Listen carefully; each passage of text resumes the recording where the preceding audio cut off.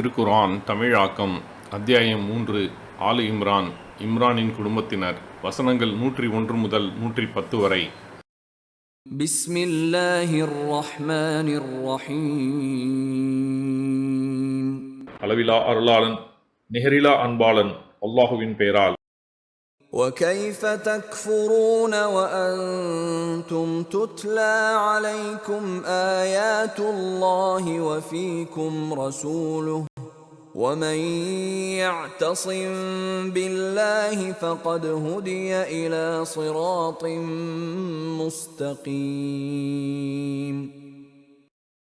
அல்லாஹுவின் வசனங்கள் உங்களுக்கு எடுத்துரைக்கப்பட்டு அவனது தூதரும் உங்களிடம் இருக்கும் நிலையில் நீங்கள் எப்படி மறுக்கிறீர்கள்? அல்லாஹுவை பலமாக பற்றி கொண்டவர் நேர்வழி காட்டப்பட்டு விட்டார். யா அய்யுஹல்லதீன ஆமனு தகுல்லாஹ ஹக்க துகாதிஹி வலா தமூதுன்ன இல்லா வஅன்தும் முஸ்லிமூன். இறைநம்பிக்கை கொண்டோரே, அல்லாஹுவை அஞ்ச வேண்டிய முறையில் அஞ்சுங்கள். நீங்கள் முஸ்லிம்களாகவே தவிர மரணித்து விட வேண்டாம்.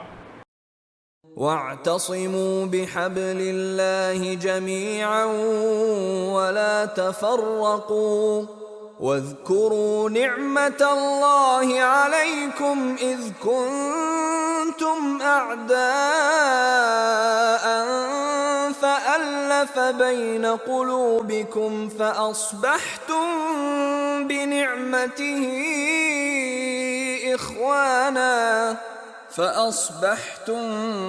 بنعمته إخوانا وكنتم على شفا حفرة من النار فأنقذكم منها كذلك يبين الله لكم آياته لعلكم تهتدون.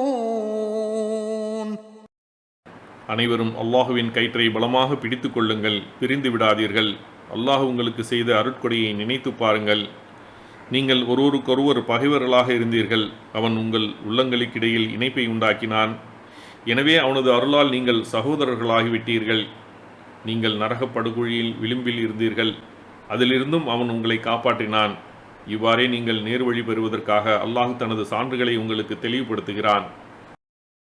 وَلْتَكُنْ مِنْكُمْ أُمَّةٌ يَدْعُونَ إِلَى الْخَيْرِ وَيَأْمُرُونَ بِالْمَعْرُوفِ وَيَنْهَوْنَ عَنِ الْمُنْكَرِ وَأُولَئِكَ هُمُ الْمُفْلِحُونَ. நல்லதை நோக்கி அழைத்து நன்மையை ஏவி தீமையை தடுக்கும் ஒரு கூட்டம் உங்களில் இருக்கட்டும். அவர்களே வெற்றியாளர்கள். وَلَا تَكُونُوا كَالَّذِينَ تَفَرَّقُوا وَاخْتَلَفُوا مِنْ بَعْدِ مَا جَاءَهُمُ الْبَيِّنَاتُ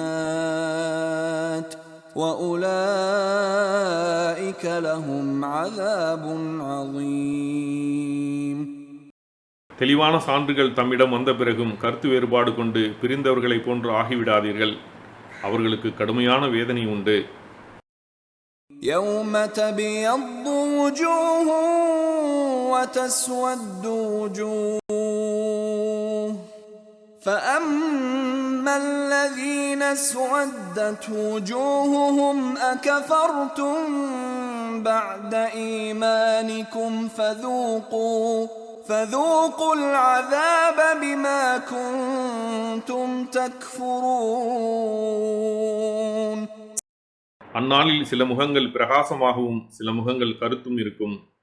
யாருடைய முகங்கள் கருத்து இருக்குமோ அவர்களிடம், நீங்கள் இறை நம்பிக்கை கொண்ட பிறகு மறுத்துவிட்டீர்களா? நீங்கள் இறை மறுப்பாளர்களாக இருந்ததால் வேதனையை சுவையுங்கள் என்று கூறப்படும். وَأَمَّا الَّذِينَ ابْيَضَّتْ وُجُوهُهُمْ فَفِي رَحْمَةِ اللَّهِ هُمْ فِيهَا خَالِدُونَ.